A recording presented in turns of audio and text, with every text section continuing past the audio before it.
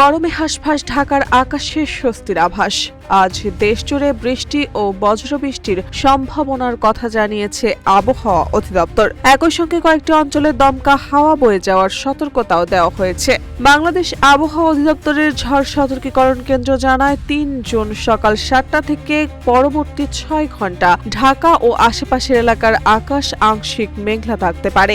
এ সময় বৃষ্টি সহ বজ্রবৃষ্টির সম্ভাবনা রয়েছে এবং দক্ষিণ বা দক্ষিণ পশ্চিম দিক থেকে ঘন্টায় ১০ থেকে ১৫ কিলোমিটার বেগে বাতাস প্রবাহিত হতে পারে। সারা দেশে ময়মনসিংহ, চট্টগ্রাম ও সিলেট বিভাগে কিছু এলাকায় এবং অন্যান্য বিভাগে ২-১ জায়গায় হালকা থেকে মাঝারি বৃষ্টি বা বজ্রবৃষ্টির সম্ভাবনা রয়েছে। কোথাও কোথাও মাঝারি থেকে ভারী বর্ষণও হতে পারে। তবে একই সঙ্গে দেশের বিভিন্ন অঞ্চলে মৃদু থেকে মাঝারি তাপপ্রবাহ অব্যাহত থাকার কথাও জানানো হয়েছে।